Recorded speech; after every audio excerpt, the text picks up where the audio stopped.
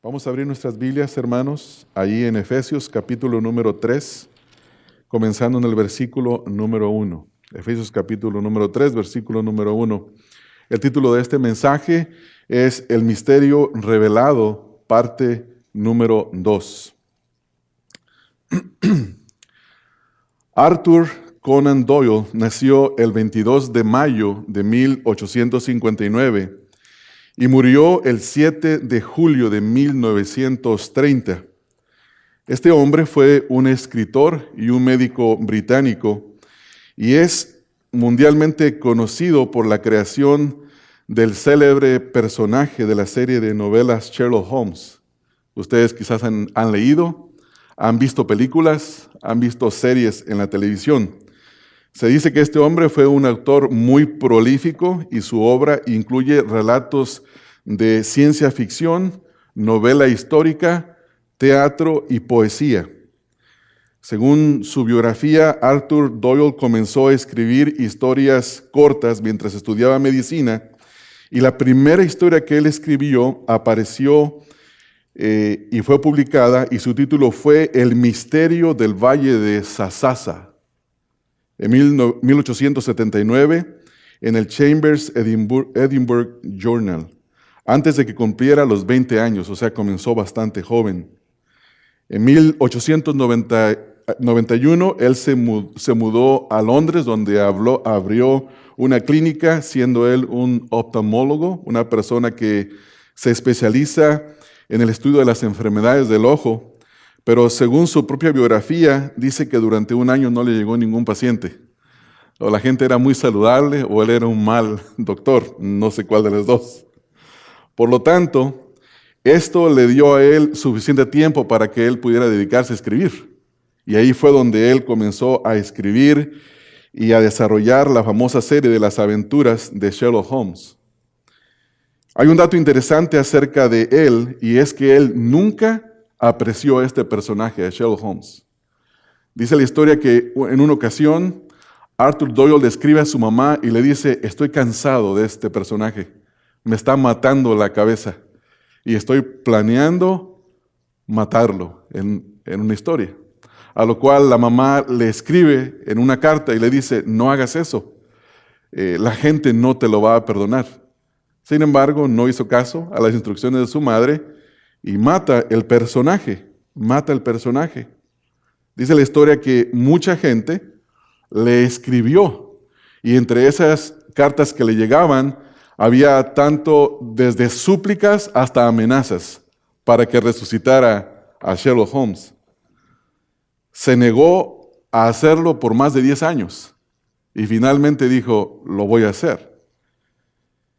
Dice la historia que lo reaparece en una historia llamada La Casa Vacía. Cada uno de los escritos de Arthur Doyle tenía una especie de misterio, lo cual hacía que a las personas les llamara la atención, quisieran leerlo. Los aspectos de este misterio tenían que ver con el quién, el cómo, cuándo, dónde, por qué. Y muchas de las historias al final dejaban a las personas totalmente intrigadas. Se dice que estas historias son tan famosas que son conocidas ahora en el resto del mundo, pero en su tiempo impactaron a los habitantes de Inglaterra.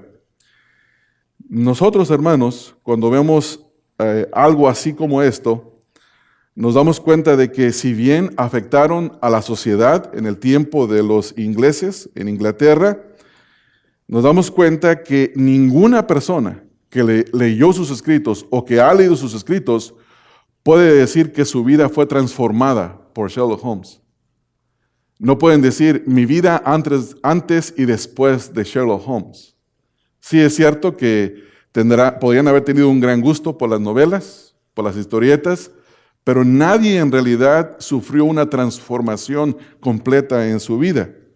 Estas novelas simplemente tenían el propósito de entretener la mente del lector. Sin embargo, ninguna de esas personas puede decir: he sido transformado y puedo decir ahora antes y después de Sherlock Holmes. En contraste con estas historias de misterio, Nosotros vamos a continuar en esta mañana hablando de un misterio totalmente distinto a las historietas de Sherlock Holmes. Este misterio no se origina en la mente del ser humano, sino que viene de la mente de Dios. Este misterio no es el producto de una lapicera buena para escribir, y con esto me refiero al autor, con una buena ortografía, con una buena gramática, sino que este misterio viene directamente de la infinita sabiduría de Dios. No es el producto de la casualidad, sino que ha sido planeado desde la eternidad. Este misterio no fue inscrito, como ya lo mencioné hace un momento, por la inspiración humana o por la avidez de un hombre, sino que fue dado directamente de parte de Dios a sus apóstoles y profetas. Este misterio no es para el entretenimiento, sino que es para la transformación. Este misterio no solamente afecta a una nación, sino que tiene el poder de afectar la vida de toda la humanidad potencialmente, especialmente de aquellos que creen en Él. Con todo esto, ustedes ya saben para dónde vamos, y me refiero al misterio del cual habla Pablo aquí en Efesios capítulo 3, del versículo número 2 específicamente al versículo número 7. La palabra misterio la puede usted ver aquí repetidas veces en el versículo número 3, versículo número 4 y versículo número 5. Y esta palabra significa una verdad que en el pasado había sido revelada. Una verdad que en el pasado había sido oculta, pero que ahora ha sido revelada. Una verdad acerca de la iglesia, donde los gentiles son coherederos y miembros del mismo cuerpo y copartícipes juntamente con los judíos de las promesas que hay en Cristo Jesús por medio del Evangelio. Vamos a leer el versículo número 3, que es básicamente la definición del misterio, donde dice que los gentiles son coherederos y miembros del mismo cuerpo y copartícipes de la promesa en Cristo Jesús por medio del Evangelio. Noten, hermanos, el énfasis en estos adjetivos que describen. Noten ahí, dice coherederos, miembros, copartícipes. No hay distinción, no hay división. Tantos unos como otros son salvados, son hechos parte del mismo cuerpo y son edificados juntamente. Y esto es básicamente lo que Pablo ha venido diciendo en el contexto de este pasaje que estamos escribiendo. Así es que en esta mañana vamos a continuar, así como hace 2 semanas, hablando acerca de este misterio. Y el día de hoy vamos a continuar aprendiendo estas 6 verdades importantes que están aquí, para que nosotros podamos conocerlo y nos podamos regocijar en cada una de ellas, así como lo está haciendo el apóstol Pablo en esta porción de la Escritura. La primera verdad es que Pablo es el prisionero del misterio, versículo número 1. La segunda es que Pablo es el administrador del misterio, versículo número 2. La tercera es que el misterio le fue entregado a Pablo. La cuarta es que el misterio es claro. Hay claridad en este misterio. Número 5 es que el misterio oculto ahora es revelado, versículos 6 y 7. Y la sexta verdad es la definición y recipiente del misterio, versículo número 6 y 7, perdón. El otro era el versículo número 5.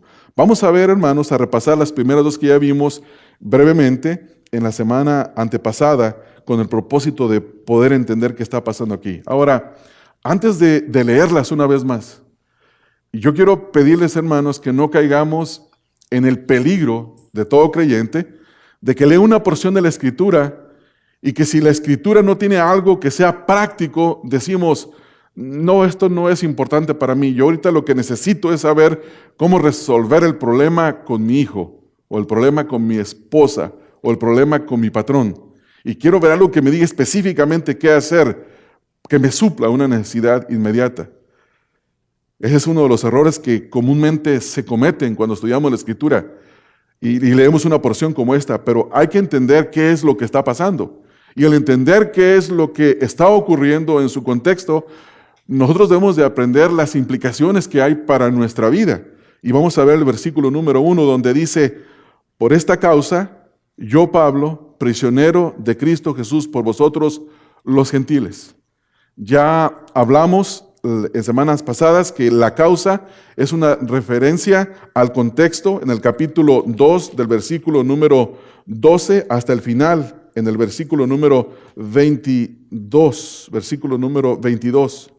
Y el versículo número 6, que también se menciona aquí específicamente con la revelación del misterio.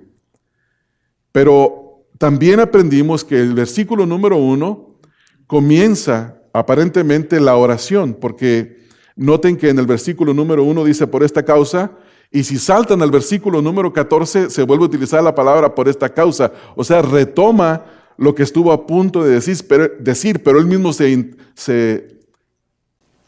él mismo se interrumpe. Él dice, por esta causa. Y uno hace la pregunta, ¿por esta causa qué, Pablo? Y dice, por esta causa.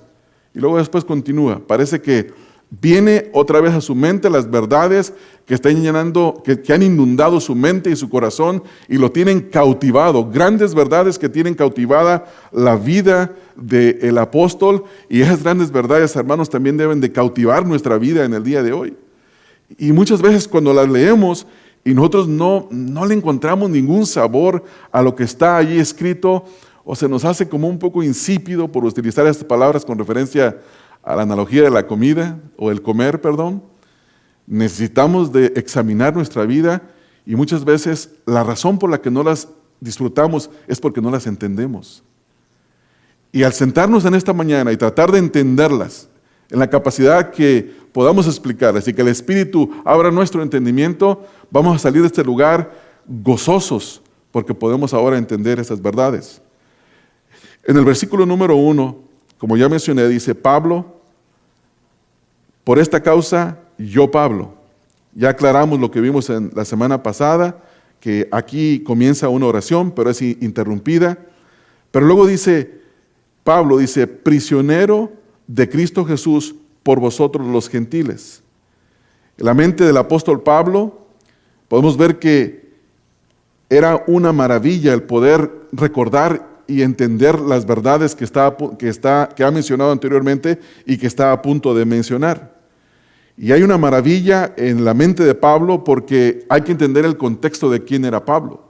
Pablo se describe a sí mismo como un perseguidor de la iglesia. Era un hombre feroz que trató de destruir la iglesia. Sin embargo, a Dios, que le plació tener misericordia de él, le salvó, y vemos el relato de su salvación en Hechos capítulo número 9.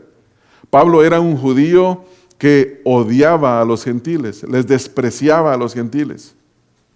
Él no tenía comunión con los gentiles. Sin embargo, Dios lo salva, lo transforma y lo convierte en el predicador de los gentiles. Él se convierte en el apóstol de los gentiles.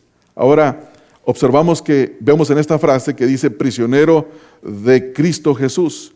Cuando Pablo escribió esta carta, se encontraba preso en Roma y él ya había estado preso en Cesarea por 2 años y aparentemente estaba por cumplir aquí el 5º año de prisión. Y fue desde la ciudad de Roma donde Pablo escribe no solamente esta carta, sino las famosas cartas que son llamadas las epístolas de la prisión: Efesios, Filipenses, Colosenses y Filemón. Y si vemos aquí mismo en Efesios, en el capítulo número 3, versículo 1 que estamos observando, dice que él es un prisionero de Cristo. En el capítulo número 4, en el versículo número 1, dice, yo pues preso en el Señor os ruego que andéis como es digno de la vocación con que fuisteis llamados.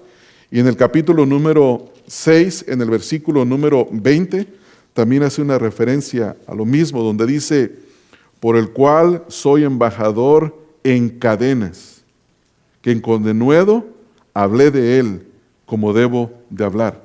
Pablo se encontraba preso. Pablo no estaba en la cárcel porque cometió un crimen, robó, adulteró, engañó. No, Pablo estaba preso por causa del Señor Jesucristo. Y aquí vemos la implicación donde él dice, Pablo, prisionero de Cristo. Y aquí no solamente dice él que él es prisionero por el Evangelio de Cristo, por la predicación del Evangelio de Cristo, sino que él dice, yo estoy aquí porque el Señor quiere que yo esté aquí.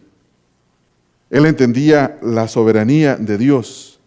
Él no consideraba que él era una víctima de los judíos, como nosotros leemos en Hechos capítulo 21, los versículos 28 al 29, donde Pablo es acusado injustamente, se le levanta una calumnia de haber llevado a Jerusalén y haber introducido en el templo a un hermano llamado Trófimo. Y era una mentira, fue una calumnia, no era verdad. Sin embargo, se le hace esta falsa acusación y por esa razón lo llevan preso ahí en Jerusalén. Ahora, creo que es importante notar una vez más la forma en la que él está hablando en este versículo donde dice prisionero de Cristo. Y esto significa que Pablo era un prisionero perteneciente al Señor Jesucristo. Jesucristo era el Señor de la vida de Pablo. No solamente era el Salvador. Nosotros vivimos en una cultura donde la gente dice, Jesús es mi Salvador. Y es muy fácil decir, Jesús es mi Salvador, Jesús murió por mis pecados, Jesús me salvó. Pero decir, Jesús es mi Señor y yo me le someto, yo le obedezco, vivo una vida para Él, bajo su señorío, no vivo para mí, bajo mis propios placeres y mis propios deseos, eso es lo difícil. El verdadero cristianismo es el que Pablo expresa aquí. Pablo dice, yo soy un prisionero de Cristo. Jesús es mi Señor, Él es soberano. Estoy aquí no porque los judíos tuvieran el poder de encarcelarme, estoy aquí porque el Señor lo permitió. Él es soberano. Y es muy posible, hermanos, que en la mente de Pablo estuvieran las palabras del Señor Jesucristo. ¿Ustedes recuerdan cuando el Señor Jesucristo es llevado ante Pilato? En el Evangelio de Juan capítulo 19, en el versículo número 11, vayan conmigo ahí, hermanos. Juan 19, 11, está delante de Pilatos y dice el versículo, Juan capítulo 19, en el versículo número 11, dice el versículo, respondió Jesús, ninguna autoridad tendrías sobre mí si no te fuese dada de arriba. Por tanto, el que a ti me entregó, mayor pecado tiene. Pero nota lo que dice, ninguna autoridad tendrías contra mí si no te fuese dada de arriba. ¿Qué está diciendo el Señor Jesucristo? Yo estoy aquí delante de ti, no porque tú tienes el poder en ti mismo, es porque se te ha dado autoridad. Y si tú me condenas, no me condenas tú. El Señor, me condenas tú, pero el Padre lo está permitiendo. Tú únicamente harás lo que el Padre te permita hacer. Y la misma mentalidad estaba en la mente de Pablo de decir, no estoy aquí porque los judíos son montoneros y mentirosos, aunque habían sido, son calumniadores, son injustos, lo cual lo eran. Él dice, yo estoy aquí porque soy prisionero de Cristo. Soy prisionero de Cristo. El pastor John MacArthur en su comentario sobre Efesios hace una aplicación acerca de esta frase y él dice lo siguiente, la perspectiva o forma de ver las cosas es algo de extrema importancia. La manera como vemos y reaccionamos a las circunstancias es más importante que las circunstancias mismas. Si todo lo que podemos ver es nuestra situación inmediata, entonces nuestras circunstancias nos controlan. En ese caso nos sentimos bien, pero cuando no lo son, entonces mal. Si Pablo solo hubiera sido capaz de ver sus circunstancias, en poco tiempo habría abandonado su ministerio. Si hubiera pensado que su vida estaba en las manos de sus encarceladores, sus guardias o el gobierno romano, habría sido vencido por la desesperación total mucho tiempo atrás. Y eso es cierto. Pablo tenía una perspectiva, tenía una cosmovisión de que el hombre o las autoridades de este mundo no son necesariamente los que controlan los eventos en la vida de los creyentes. Cada evento en nuestras vidas está soberanamente ordenado y supervisado por Dios. aunque obviamente hay elementos de autoridades que se mueven y toman decisiones, pero detrás de las autoridades Dios ordenó el evento y Dios supervisa el evento.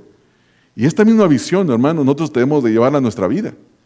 Debemos de ver las cosas, hermanos. Dios es soberano en todas las cosas. Dios es soberano.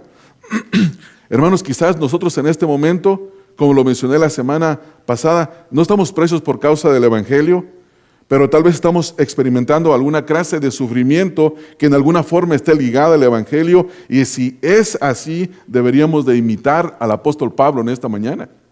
Deberíamos de imitar su forma de ver, su forma de pensar. Nosotros debemos de saber que nosotros somos del Señor. Nosotros somos del Señor. No somos individuos que andan en el mundo a la merced de Satanás, que si Satanás le parece, hace lo que quiere con nuestras vidas, y quizás algunos son muy astutos para defenderse de los ataques de Satanás. No, hermanos, nosotros somos del Señor. Satanás no puede hacer nada sobre nuestras vidas si no se lo permite el Señor. Nada pasa en nuestras vidas si no es ordenado por el Señor. Y ese pensamiento nos debería hacer bajar la guardia, de que muchas veces vienen a nuestra mente pensamientos tales como, ¿qué pasa si tengo un accidente y no puedo trabajar por un año? ¿Qué va a ser de mí? Mi cuenta del banco se va a desaparecer, mi casa la voy a perder.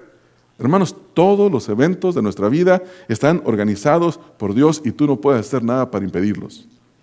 Yo tampoco. En lugar de preocuparnos de esta manera, necesitamos de aprender a confiar en el Señor. ¿Qué acaso el Señor no es bueno, hermanos? ¿Qué acaso el Señor no es bondadoso, misericordioso? Él lo es, Él en realidad lo es. Miren lo que dice Pablo aquí en Romanos capítulo 14, en el versículo número 8. Romanos 14, versículo número 8, dice, pues si vivimos, para Él vivimos, y si morimos, para el Señor morimos. Así que, sea que vivamos o que muramos, somos del Señor. Le pertenecemos al Señor. Somos propiedad de Dios. Cristo nos compró con su sangre. Le pertenecemos al Señor. Debemos también de entender que el Señor es quien ordena todos los eventos de nuestra vida y nada ni nadie puede detener su mano y decirle a Él, ¿qué es lo que tú estás haciendo? Vean conmigo, hermanos, Lamentaciones capítulo 3, versículo 37 al 40. Lamentaciones capítulo número 3, versículos 37 al versículo número 40. Dice, ¿quién será aquel que diga que sucedió algo que el Señor no mandó? ¿De la boca del Altísimo no sale lo malo y lo bueno? ¿Por qué se lamenta el hombre viviente? Lamentése el hombre en su pecado. Escudriñemos nuestros caminos y busquemos y volvamos a Jehová. Note la última pregunta en el versículo 39. Dice, ¿por qué se lamenta el hombre viviente? O sea, bajo los problemas o circunstancias que está viviendo, ¿por qué se lamenta? Y es la primera cosa que nosotros hacemos.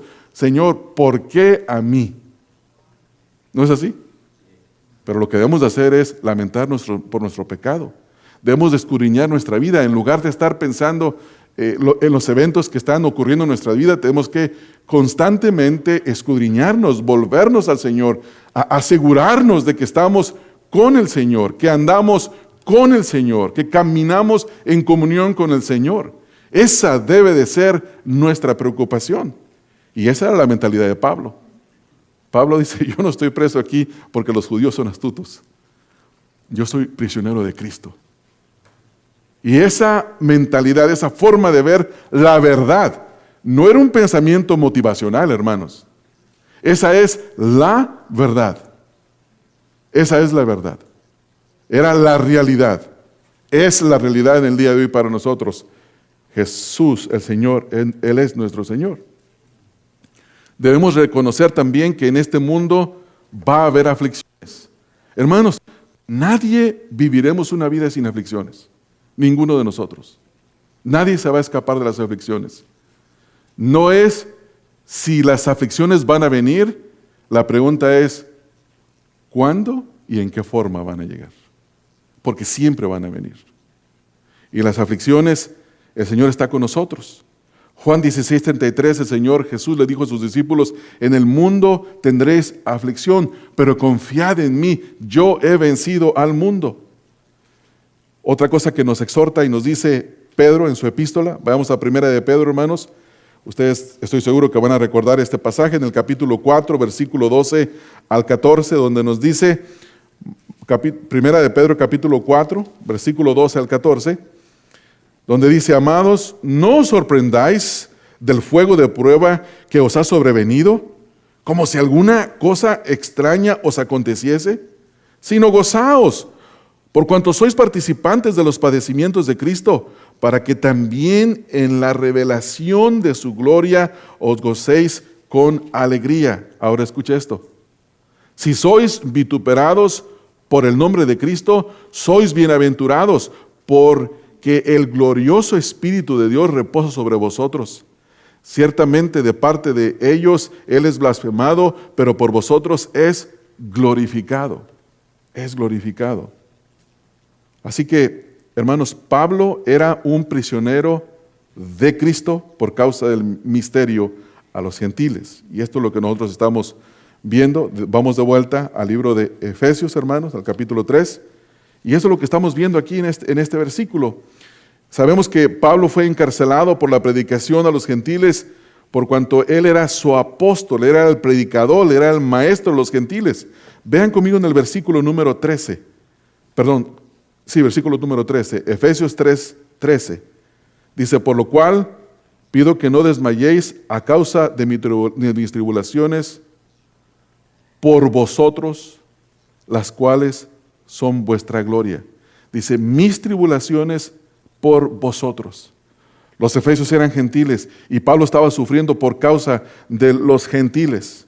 Segunda de Corintios 1:6, Colosenses 1:24, Primera de Timoteo 2:7 y Segunda de Timoteo 1:11.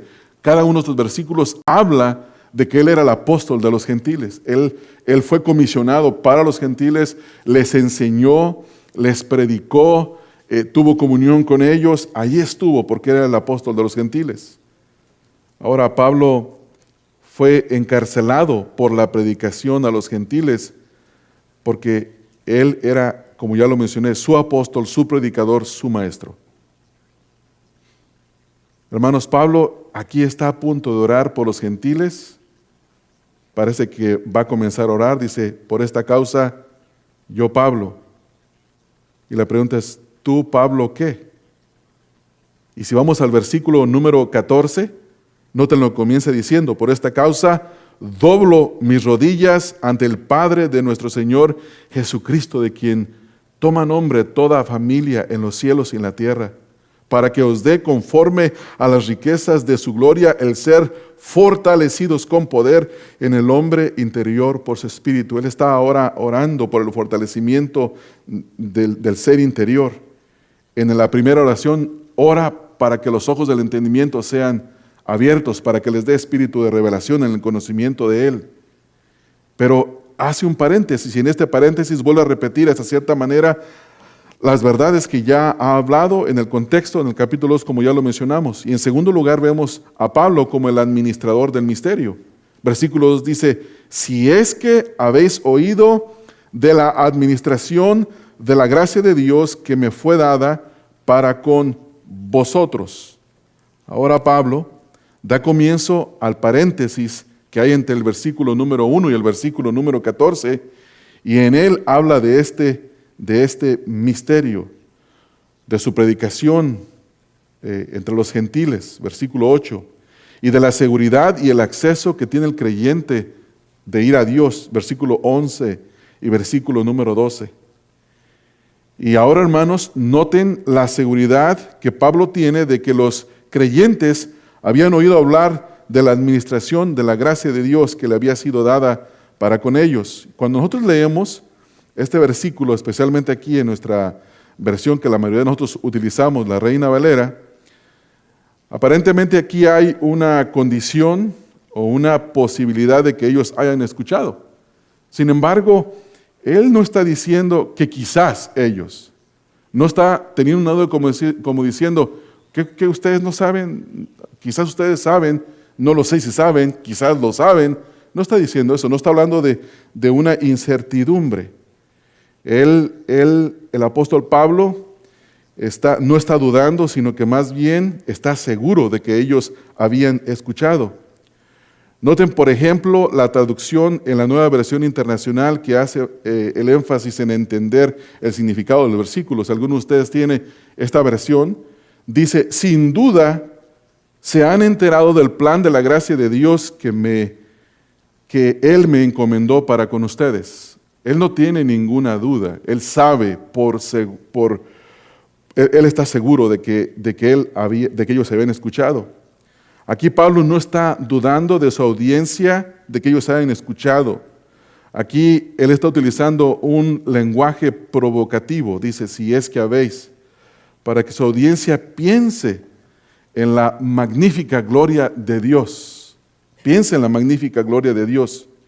Aquí el apóstol está diciendo que a él le fue encomendada, noten que la administración de la gracia de Dios, es decir, la predicación del Evangelio, el cual ofrece salvación por gracia, por medio de la fe, no por las obras. Es decir, que la predicación del apóstol Pablo, el Evangelio del Señor Jesucristo, para con el mundo gentil le fue encomendado a él. Y él utiliza la palabra que vimos en el mensaje pasado, es la palabra administración, de administrador, versículo número 2, si es que habéis oído de la administración. Esto tiene que ver con la responsabilidad que Pablo recibió para predicar el Evangelio.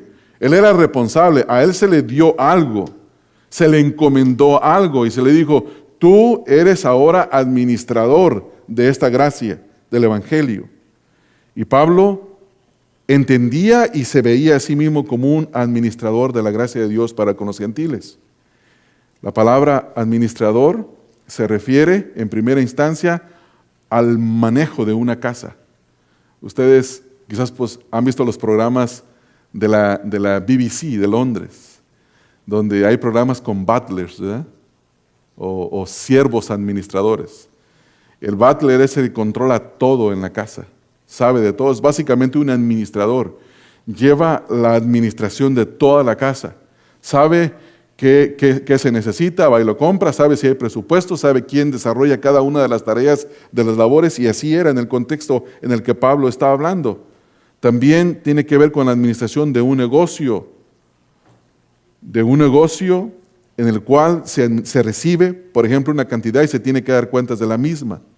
Un administrador o un mayordomo era responsable del mantenimiento constante de algo que le pertenecía a otra persona. Y por lo tanto, no podía hacer como le parecía, sino que sabía que tenía que dar cuentas específicas. Y Pablo se ve a sí mismo, hermanos, habiendo recibido este misterio tremendo de la gracia de Dios, y dice, yo soy un administrador de Él, y tengo que dar cuentas de Él. Vayan conmigo, hermanos, a Lucas capítulo 16, versículo número 1 y versículo número 2. El Evangelio de Lucas, en el capítulo número 16. Lucas tiene pocos capítulos, hermanos, entonces no van a fallar en encontrarlo pronto. Lucas capítulo 16, en los versículos número 1 al versículo número 2. Y vemos aquí, hermanos, que hay una parábola, la cual es titulada como la parábola del mayordomo infiel o del administrador infiel. Dice, dijo también a sus discípulos, había un hombre rico que tenía un mayordomo o administrador. Y este fue acusado ante él como disipador de sus bienes, o sea que hizo lo opuesto. La palabra mayordomo y la palabra disipador de bienes está en totalmente oposición, en contraste. Entonces, dice el versículo 2, entonces le llamó y le dijo, ¿qué es esto que oigo acerca de ti? Da cuenta de tu mayordomía, porque ya no podrás más ser mayordomo. Conocemos el resto de la historia, pero lo que quiero tomar aquí en cuenta es cómo vemos ilustrado lo que Pablo está diciendo. Pablo dice, a mí se me encomendó algo que no es mío, es algo que yo recibí, se me nombró mayordomo, administrador, y ahora yo tengo que estar preparado para dar cuentas. Tengo que hacer lo que se me dijo que hiciera con el Evangelio. Pablo no guardó el Evangelio. Pablo no se fue a esconder a un castillo y escribir desde un castillo, como lo hacen muchos blogueros en el día de hoy, que muchos de ellos ni se congregan, son muy buenos y algunos son hasta famosos, pero cuando ve un poco de la vida de esas personas, no se congregan, son llaneros solitarios, van de una iglesia a otra. No, Pablo era un hombre que era un buen administrador y estaba administrando lo que Dios le había dado a administrar. Vean, hermanos, ahora en Colosenses capítulo número 1, en el versículo número 25. Dice el versículo 25, de la cual fui hecho ministro, según la administración de Dios que me fue dada para con vosotros, para que anuncie cumplidamente la palabra de Dios.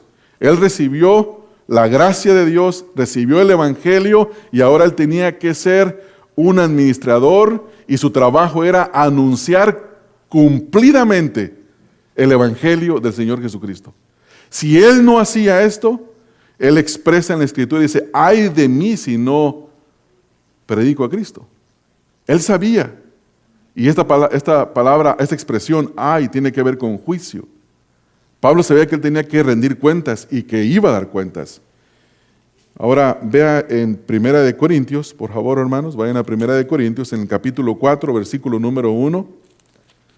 En este versículo, él habla de la forma en la que los hombres deben de verlos a ellos. Así pues, téngannos los hombres por servidores de Cristo y administradores de los misterios de Dios. Esa es la forma en la que debe de ser visto un verdadero siervo de Dios. Ustedes quizás escucharon de la serie del canal de Univisión donde expusieron a los falsos maestros y les titularon magnates de Dios. ¡Qué vergüenza! No en el buen sentido, sino en un sentido negativo. Nosotros, los verdaderos creyentes, debemos de ser conocidos como verdaderos administradores de la gracia de Dios. Debemos de predicar la palabra de Dios cumplidamente, no enriquecernos de ella, no engañar a las personas, no cambiar la palabra de Dios para ganancia personal, sino anunciar cumplidamente la palabra de Dios. Ese es el trabajo, ese es el llamado. Ahora, Pablo dice que a él se le dio a que administrara, dice, la gracia de Dios para con los gentiles. La gracia aquí en este versículo debe de verse como el Evangelio y lo que produce en los llamados a la salvación. Cuando el Evangelio se predica, hermanos, y el Señor llama a la salvación, y la persona cree, no fue salvada por méritos personales, fue salvado por los méritos del Señor Jesucristo. Todo lo que Cristo hizo a su favor se le aplica a esa persona y recibe como una marea, como un tsunami que le golpea, en el buen sentido de la palabra, la gracia de Dios. Ustedes han visto los videos de los tsunamis, cómo llegan y destruyen, ¿verdad, hermanos? La gracia de Dios llega como un tsunami, pero no para destruir, sino para edificar, para transformar. La vida del hombre queda totalmente transformada. Creo que no fue muy buena la ilustración del tsunami, ¿verdad? Pero lo que quiero decir es que eso es un impacto tremendo para transformación. Un impacto tremendo para transformación. Aquí, gracia, en términos sencillos, simples, es el favor inmerecido de Dios y la habilitación que Dios da, una habilitación, un poder sobrenatural para la salvación, para la santificación diaria. La gracia es todo para los que no merecemos nada, hermanos. Nosotros, ustedes y yo, estamos aquí como personas que no merecen absolutamente nada. Todo lo opuesto del mantra del mundo que dice, tú vales, tus derechos, tú tienes todo derecho. ¿Saben por qué es tan famosa la marca Revlon de maquillaje para mujeres? ¿Sabe cuál es el eslogan? Porque creo que lo valgo. Oye, mujer, ese maquillaje cuesta $100, pero yo lo valgo. ¿No? Ese es no estoy diciendo que no se maquillen, hermanas. Maquíllense y pónganse bien. ¿Ya? Y si gastan en cuidarse, gasten y cuídense. Mi punto es que el mantra, la frase, funciona porque vivimos en un mundo así, ¿no? Que está movido por nuestra carne. Apela a nuestra carne. Entonces, la gracia de Dios es lo opuesto. Cuando una persona recibe la gracia de Dios, no tiene ningún mérito, hermanos. No tenemos ningún mérito. Ningún mérito. Alguien puede decir, yo traigo estos zapatos que compré. No es en mi caso, hermanos. Estos costaron $29.99. Pero alguien puede comprar unos zapatos de, no sé, de $150, $200, porque tiene un problema en los pies, ¿no? Yo entiendo que si se ocupa un zapato ortopédico especial está bien. Pero alguien puede decir, yo lo compro porque yo lo valgo. Yo me lo merezco. Está bien, si lo puede comprar, cómpreselo. Y un zapato bueno se ve bien. Pero mi punto aquí es que cuando hablamos del Evangelio, la gracia de Dios nos ha sido dada no porque la merezcamos, hermanos. No lo merecemos. No la pudimos comprar. Nos es dada gratuitamente. No teníamos nada para poder adquirirla y nos fue dada por Dios. Entonces, en el uso que Pablo lo está dando aquí hacia los gentiles, habla de que fue Dios quien por su generosidad movió el corazón, hizo nacer a la persona de nuevo, le dio un corazón nuevo, le dio una esperanza completa, y esto es lo que causa que la persona entienda verdaderamente la gracia de Dios cuando se ve realmente a sí mismo o a sí misma como debe de ser. Cuando se usa aquí en el Nuevo Testamento esta palabra se refiere al favor que Dios hizo. En el Calvario, en la cruz, en la obra de Cristo, cuando el Señor Jesucristo se encarnó y asumió un cuerpo humano, se hizo hombre y se hizo maldición por causa nuestra. Hermanos, esto es tremendo y es algo que nosotros debemos de valorar y amar. Miren lo que dice Pablo en Romanos 5:10. Pablo describe aquí cómo la gracia de Dios obra en nuestras vidas y dice el versículo número 10, porque si siendo enemigos fuimos reconciliados con Dios por la muerte de su Hijo, mucho más estando reconciliados seremos salvos por su vida. Éramos enemigos y fuimos reconciliados. ¿Por qué? Por gracia, no por obras. Entonces, hermanos, esto es sumamente importante de entenderlo. Y yo sé que suena un poco raro aquí lo que Pablo está diciendo, ¿no? Ahora noten lo que Pablo está diciendo. Vamos a Efesios capítulo número 3, hermanos. Y fíjense cómo dice Pablo aquí en esta frase del capítulo número 3. Hasta parece que él se está exaltando a sí mismo. Dice, si es que habéis oído de la administración de la gracia de Dios que me fue dada para con vosotros. Pablo, como ya lo mencionamos en su momento, era un predicador a los gentiles. Y vamos a ver un punto más en esto, en Gálatas capítulo número 1, versículo número 5 al versículo número 6. Gálatas está inmediatamente después de 1 de Corintios. Versículo número 5 y 6 dice, a quien sea la gloria por los siglos de los siglos, amén. Estoy maravillado, dice, de que tan pronto os hayáis alejado del que os llamó. ¿Y qué dice aquí, hermanos? Por la gracia de Cristo para seguir un evangelio diferente. Los Gálatas se habían desviado, pero primeramente recibieron el evangelio por la gracia de Dios. Y así como Pablo, hermanos, nosotros debemos también de ser buenos administradores de los recursos que Dios nos da. Hermanos, la primera cosa que debemos de visualizar en cuanto a los recursos es que los recursos en este mundo no son generados por nosotros. No los generamos nosotros. El planeta lo creó el Señor, ¿no es así? Los recursos en el planeta, ¿de quién son? De Dios. ¿Quién nos hizo a nosotros? ¿Quién nos dio habilidades? ¿Quién nos da vida? Fuerzas. Todo es Dios, ¿verdad, hermanos? Entonces, si eso es así, ¿qué es nuestro? Nada.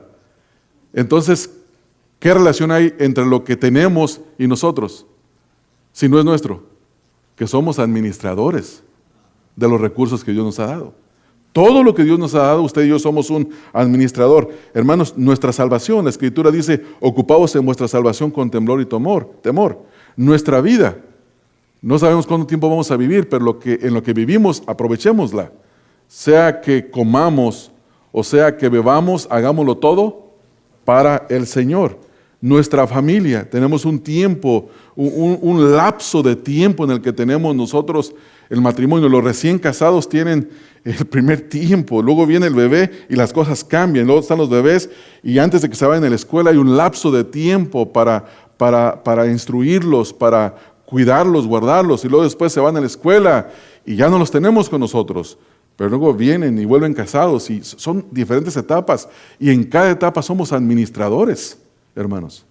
Tenemos que entender eso. Los dones que tenemos, somos administradores de los dones. Tenemos en la escuela dominical, ¿qué don te dio Dios? Úsalo, ministralo en el cuerpo, porque si tú no lo utilizas, los hermanos se caen sin el beneficio que tú puedes traer al cuerpo de Cristo.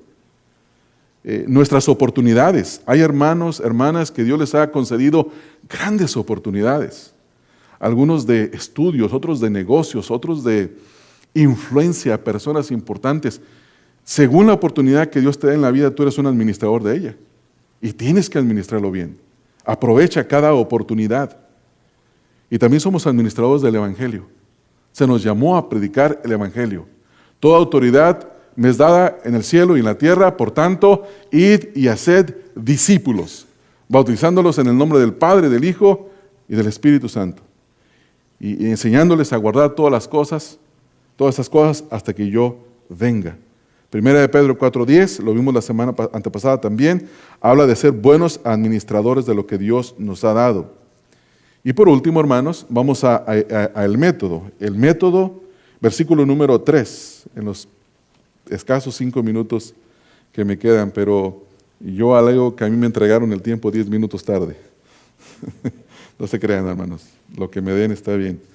Versículo número 3. Ahora aquí Pablo declara la forma en la que recibió el misterio. Y él dice que fue por revelación. Por revelación. Lean, hermanos, en el versículo número 3. Dice que por revelación me fue, dice, declarado el misterio como antes lo he escrito brevemente. Aquí Pablo expresa que el modo en el que se le dio a conocer el misterio fue por revelación. Y el punto de Pablo aquí es el siguiente. Lo que él quiere decir es que no había aprendido el misterio. Él no fue algo que aprendió como que voy a una escuela y ahí lo aprendo. No. Ni tampoco él lo descubrió a través de su propia inteligencia, como los gnósticos que dicen que hay diferentes niveles de conocimiento y tú los vas adquiriendo.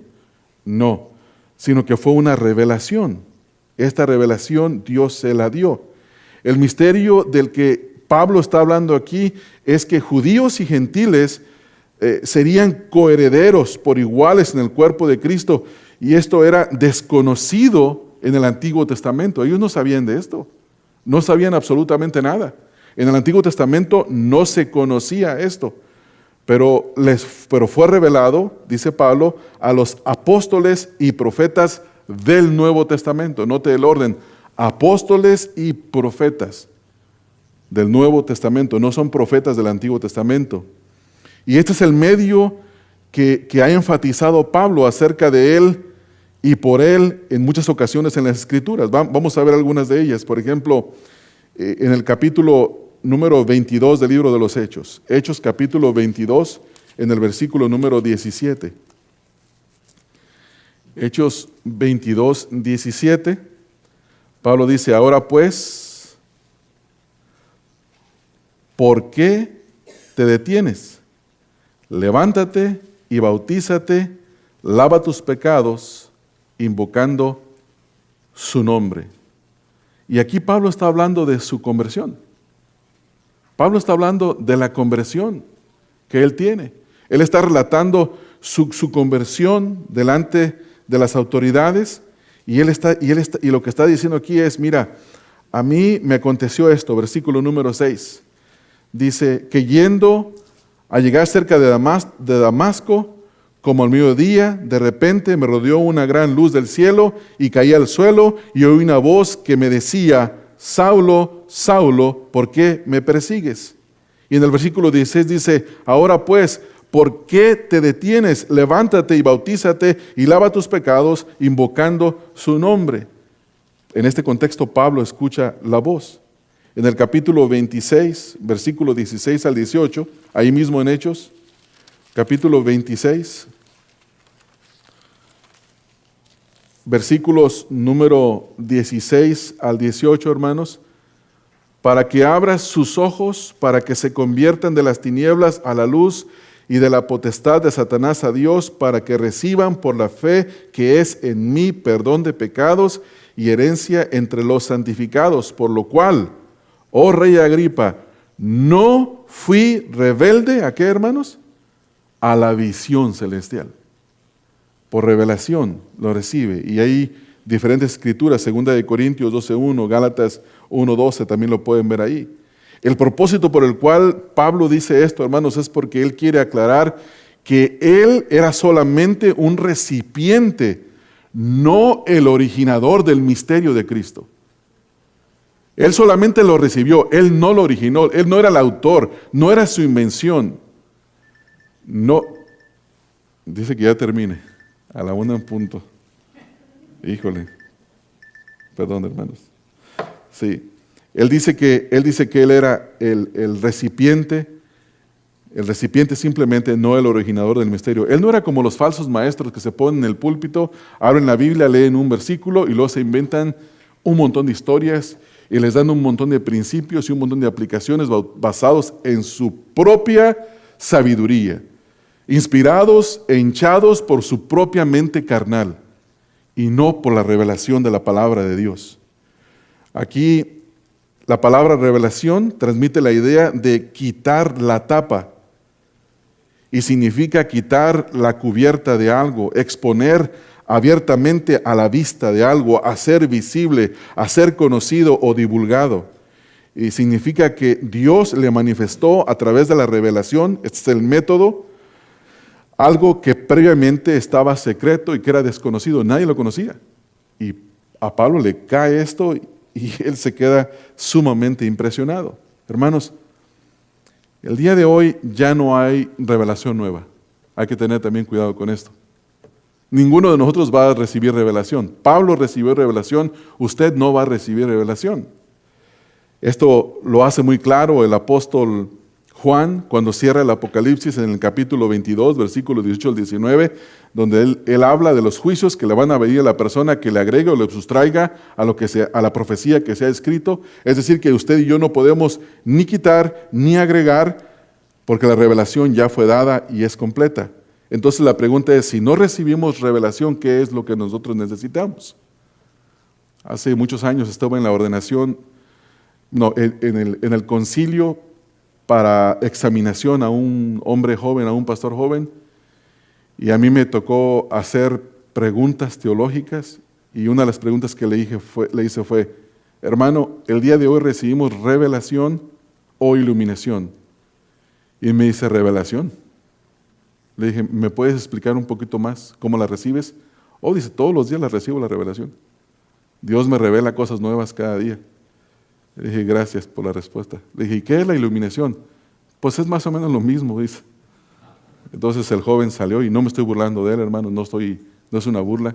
El joven salió del lugar y hablamos entre nosotros. Le digo, hermanos, él no está listo para el ministerio, no debería estar en el ministerio. Y me dicen, tenemos que ordenarlo hoy, porque el servicio es al terminar la examinación. Y hay 150 personas y hay comida preparada. Y a ti te toca orar por él. Le dije, no voy a orar. Y yo dije que no estaba de acuerdo, le llamamos y traté de explicarle con amor, con cariño al hermano, la situación, y me retiré, no pude participar. Pero nosotros no necesitamos revelación, nosotros ya tenemos la revelación escrita en la palabra de Dios. Usted y yo necesitamos iluminación, entendimiento. Y esa es la oración de Pablo, ¿no es así, hermanos? En el contexto, y en Efesios capítulo 1, versículo 18 al 21, dice lo siguiente. Noten, hermano, dice, alumbrando los ojos de vuestro entendimiento, para que sepáis cuál es la esperanza a que Él os ha llamado, y cuáles las riquezas de la gloria de su herencia en los santos, y cuál la supereminente grandeza de su poder para con nosotros los que creemos, según la operación del poder de su fuerza, la cual operó en Cristo, resucitándole de los muertos y sentándole a su diestra en los lugares celestiales. Entonces, ¿qué ocupamos nosotros? ¿Revelación? No, la revelación ya le fue dada a los apóstoles y ya le fue dada también a los profetas. Y la pregunta es, entonces, si ellos ya recibieron la revelación, ¿qué necesitamos? Vayan al capítulo 2, versículo número 20, aquí mismo.